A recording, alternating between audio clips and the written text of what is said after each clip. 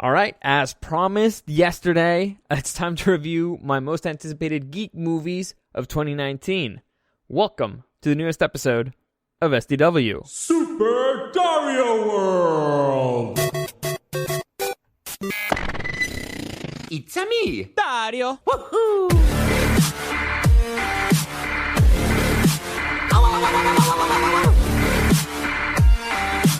Let's go! All right, so before I forget, let me just give you a quick reminder that you can listen to the podcast anywhere. SoundCloud, YouTube, the iHeartRadio app, iTunes, Google Podcast, Podcast Addict, everywhere as Super Dario World Podcast. Just type that right in the search bar. You'll find it right there. Any comments, questions, or suggestions, you can find me on Instagram at Dario the Show or at Super Dario World. By the way, for those of you who have been asking, you asking about Dario the Bachelor, I have no say in who will get selected, all right? I have no say whatsoever. I don't want to know, all right? I'm going at this straight, and if in the show the guy doesn't know who he's going to get, I don't know who I'm going to get. Those are the rules here. So I have no idea, I have no say, I have no power whatsoever. It's going to be selected 100% by, I can't really say who's going to select them. Or, well, yeah, by the members of the show. At least I think so. Honestly, I don't know. I have no idea or control about what's going to happen. I have a few things that I have control of, and that's the things that I do. Anything that has to do with the girls, no idea. Anyway, you can look forward to that event, and I will update you if you're not able to be there to witness the, let's just say ridiculousness. Ridiculousness seems fair. Anyway, yeah, comments, questions, suggestions, you can find me right there. But let me get into this list, and just to clarify. First, I'm going to tell you how I ranked them last year, and I had to move some of them out of the list because the movies did not come out that year, so I eliminated them. So I had to update the list a little. And so what I'm going to do here is I'm going to tell you the movies that I thought were going to be the 10 best from last year. No, I made this predictions early 2019, based solely on the information I had at that point, and I will be clarifying a little bit as I go forward with each movie. So I made my predictions. Every year I make my predictions of what I think is going to be the best movie. And to me, I don't care how much money it makes. It's which is a better movie. There's a lot of movies that are crappy that make a lot of money, and there's a lot of great movies that don't make that much money. I don't know why. I don't know why. I guess it's the formula. I don't know. It's the formula. I don't know what else to tell you. Anyway, so I gotta get that out of the way, clarify. I did make a few modifications, nothing major, just getting some of them out of there because they did not appear or were not released this year. Or, yeah, last year, 2019. All right, so first off, and I mentioned this on the air, the worst movie of last year, the worst geek movie of last year was by far X-Men Dark Phoenix. Holy shit, that thing was a shit show. It was disgusting. You can probably check out my review, one of my earlier podcasts. I did a review for it. I basically told you, save your money. It was bad. It was bad from beginning to end. I don't understand how a movie can have such a talented group of actors, like Academy Award winners and Academy Award nominees in the movie, and it be so terrible. Disgustingly bad. It made no sense. You could very easily tell that it was made by a rookie director, which was one of my concerns earlier in the year. It was bad. It was really, really bad. If you haven't seen it, save your time. It's okay. It was bad, right? It was bad. That was at the bottom, the very bottom, the worst movie I saw last year. All right, maybe there were others that were worse that came out. I didn't see them. That's the worst one that I saw. Anyway, so let's get into this. And all right, I'll tell you my number 10 from last year because I only did top 10. I didn't have enough time to do all the movies, so I did top 10. And as number 10, and I need to clarify this. I need to defend it. When I mentioned this on the air, I did specifically say this movie is my dark horse. Because right now, I'm concerned. I have not seen it. Remember, again, January 2019, I was concerned. I had not seen enough from the movie. And I was worried about a lot of things. I'll tell you what I was worried about. So anyway, number 10, I had the Joker. Well, Joker.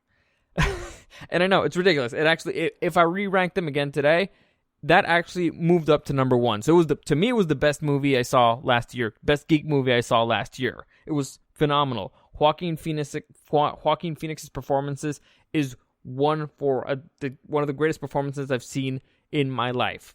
One of the best. He will be up there. And it's amazing how Did I already talk about this? I'm not really sure, but I'll say it again. It's amazing how there was already... Oh, yeah, I already talked about this. Doesn't matter. Well, right. Jack Nicholson did an amazing Joker, an iconic Joker. Heath Ledger found a way to top that, and Joaquin Phoenix found a way to make something different from those two and still make it phenomenal. Like, honestly, kudos to Joaquin Phoenix, kudos to Todd Phillips for doing the movie this way. I did talk about it. Now that I remember, I was talking about the Oscars. Anyway, not the Oscars, the Golden Globes, and him winning his award. It was a great movie. Now, the reason why I had all the way down to number 10, but the caveat, dark horse, it was my dark horse. It's because early 2019, I don't know if you guys remember this, but the DC universe was kind of in shambles. They were talking about making a new Batman movie, but it was going to be a younger Batman, and then all of a sudden they're going to make this Joker movie that's not going to be part of the DC Cinematic Universe when they're trying to save the DC Cinematic. It was a mess. I did not know how it was going to mix. I did not know anything. And so I was like, you know what?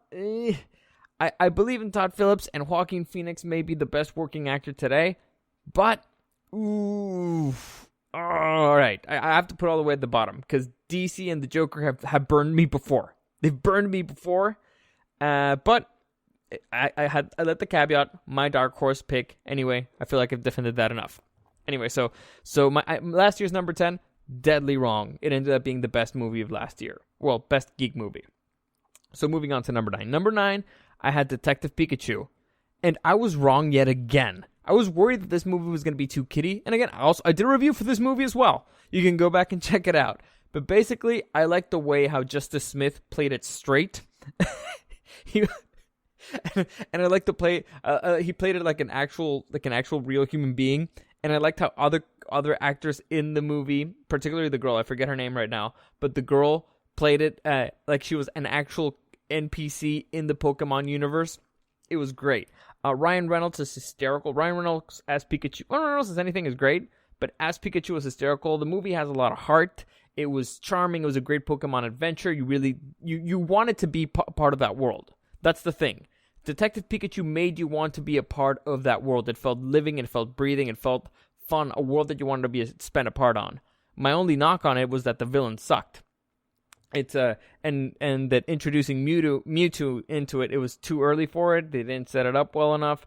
So my knock on it, bad villain, but still a great movie, very enjoyable experience. I actually saw it like 3 times with different people because they wanted to see it with me, and I never say no to stuff like that.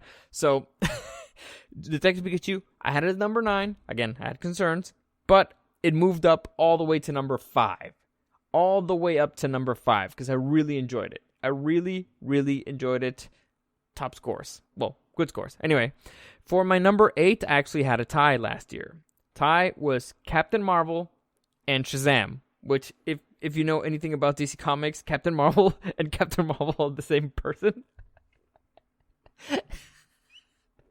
Anyway, it doesn't matter. So, one of those was the worst movie I saw. It dropped all the way to number 10. So, out of the top 10 was the worst one, and that's Captain Marvel. I've complained about this movie to no end, but I will continue. It sucks. It's stupid. The plot makes no sense. The main character's not likable. They ruin Nick Fury. They actually mess up the timeline completely. They ruin the Skrulls for the MCU. It makes no fucking sense. Okay, the movie is... makes no sense. All right. The big... I did a review for this too, now that I think about it. Did I? I don't know. My big complaint here was, if we're talking about the grand scheme of things, we're talking about a plot. I remember that the main plot here for the movie, I only saw it once, and it was all the way back last year, but let me see if I remember my big complaint. They made, besides all the other ones that I made that don't explain her powers and all that stuff, it's ridiculous. Anyway, the big issue that I had is the main plot of the movie is that the Skrulls are trying to get the Tesseract, well, not the Tesseract, well, they're trying to get the technology to create Captain Marvel's technology to create basically a light speed engine, right? But early in the movie, we saw they had a warp drive. And it makes no sense to want a light speed engine so they could go to the outskirts of space and survive, right? That's their thing. They're trying to survive because they're on the verge of extinction. But it makes no sense why you would downgrade, all right? A warp drive basically lets you teleport in time and space. And light speed makes you go faster. All right, so one is clearly better than the other. You're completely downgrading. It's like going from digital to analog. It's a massive downgrade. Massive downgrade. And so I never understood why they would make that the plot of the movie, and then making it as the Tesseract is the thing that allowed the technology for the light speed engine is retarded, because the Tesseract is basically the Space Stone, and the Space Stone allows you to bend time and space. It allows you to teleport. So it made no fucking sense. That really upset me, and that was the premise for the whole movie. That was the basis, the foundation for the film. So if you have that wrong, and also like a very, very unlikable Cara Danvers, and the plot in general made no sense. It made no sense, and I hated it. It was really bad. Now, on the other hand, Shazam, the other movie that I had it tied as number 8, I thought it was hysterical. I thought it was very fun. They actually explained to you that one of the best sequences of the movie is him trying to figure out his powers, because that's what you do if you get superpowers. You try to figure them out. I would spend so much time trying to figure out my powers, you have no idea. And I did a review for Shazam as well. The best thing about this movie is that all the best jokes are not in the trailer. Like, you see the trailer and you're like, oh, this movie's gonna suck. But what they did was they showed you kind of like the setup for the better joke. It was great. It has very dark humor. Zach Levy was amazing in it. He's like a big kid, and it was great casting. My concern was back last year. My concern, that's why it's all the way down to number 8. My big concern last year was it's the child actors. There were going to be a lot of child actors, and sometimes child actors tend to suck. But the little kids were very, very funny. Particularly the best friend. I forget his name right now. Again, it was a year ago. But the best friend, his dark humor was hysterical, and most importantly, the kid who played the main character, he carried the emotional weight of this movie extremely well. There's some very, very heavy scenes in the movie, and he carries it extremely well. So kudos to Shazam. It moved all the way up to number 4, and it's in a tie. So it moved up from a tie at number 8 to a tie at number 4. But I'll get into that in a minute. So moving on to number 7. Now, number 7 of my most anticipated geek movies of 2019, I had Alita Battle Angel. So for those of you who don't know what this movie is, it's basically it's a movie. It's directed by Robert Rodriguez. That's why I was excited for it, because I'm a Robert Rodriguez fan. But it was produced by James Cameron, who is arguably, I can't say he's the best filmmaker of our generation. Maybe the most successful financially. Maybe. He dude knows how to make hits. All right? Let's just leave it at that. He knows how to make hits, and he handles sci-fi very well. So he's not going to put his name on just garbage. Unless it's The Last Terminator. Well, the point is, I believed in James Cameron, and I believed in Robert Rodriguez. I'm a fan of both of their work, so I was like, all right, okay, this seems like something that could work. And the movie is the best adaptation of a manga or an anime that I've ever seen. At least the ones that I've seen. The West has been trying to make live-action adaptations of anime or of Japanese stuff, or, well, not Japanese stuff in general, because they have done that, but I mean of animes, for a very long time. So far, they've failed miserably. It has not worked out. This is the first time it actually worked out. It was really enjoyable. They did not pull the punches that they might have done in other Western movies. It was great. It was a very, very enjoyable adventure, well acted. I was very excited for it. You end up pumped. You end up really pumped when you left the film there. I was very happy. My kid brother Eric, who you may remember from him being an idiot earlier on another podcast, he also saw it with me. He walked out of there. He loved it as well. He really, really enjoyed it. So that one goes up from number 7 to number 3. All right, so that was a big bump up. Big bump up. And I'll remind you where everyone goes in a minute. Number 6, last year's number 6 actually stayed at number 6. So that one, I completely nailed it. The movie is Glass. Now, the movie's good. It's well made. It's very well acted. But to me, the issue, I find movies in, like, what is it? What do you call that? Like loony bins? To be kind of boring. I don't like movies where people are just trapped and for no reason. It's stupid. Like, the reason why they were put together made no sense unless you want to really let go about certain logical things.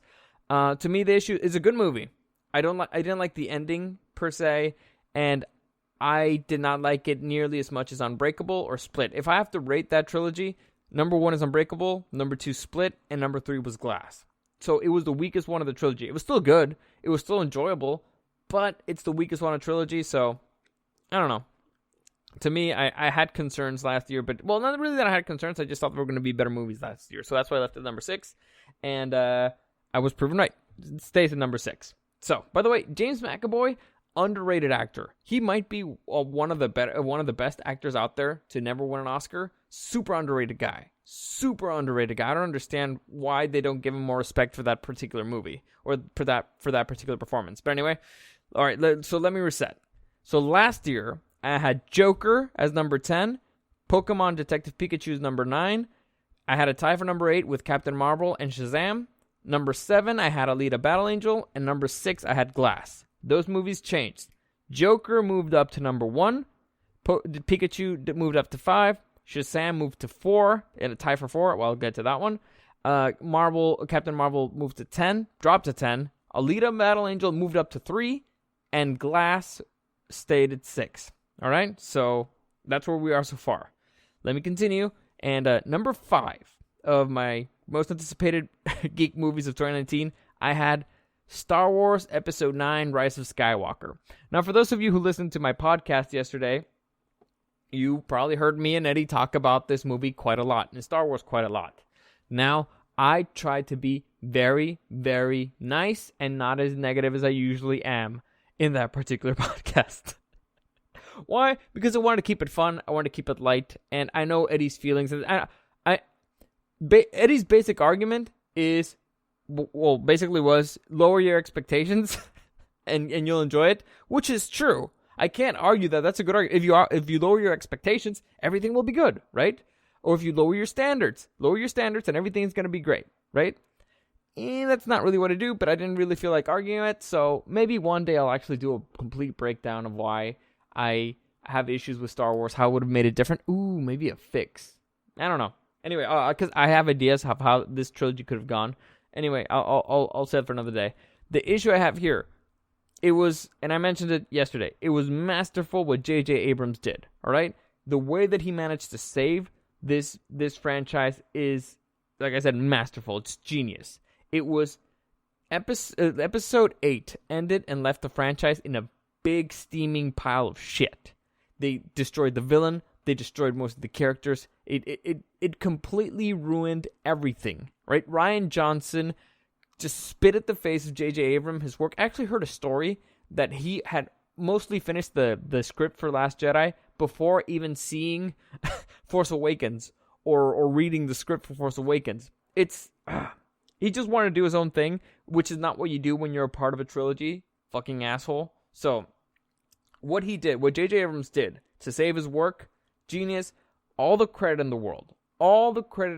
However, that doesn't save the movie from critique, because if I have to judge it alone, and the movie has too much stuff in it, and a lot of the stuff feels gratuitous, really gratuitous. And by that I mean it's like, oh yeah, we showed up here, somebody's like, oh, here's where you go next. It seemed easy. It seemed cheap in a way, and there's just too much, and you kind of broke a lot of the rules of your own universe, which I know Star Wars doesn't really have rules. So it was a good way to close it. It was probably the best one of the trilogy. I know, I'll say it. It's the best one of the trilogy, but oof, it didn't have any flow. If I only saw that movie, if I only saw that Star Wars movie, yeah, it lacked that certain special. It doesn't have anything special. Like, if you've never seen a Star Wars movie, that's the only one you see, you wouldn't like it. So, judged by itself, not that great. So, it went from my number 5 to number 7. It dropped to number 7. And it's not really because it was terrible. It's because there were other better movies. Alita Battle Angel was a better movie. Pikachu was a better movie. Detective Pikachu. So they moved up. This one moves down.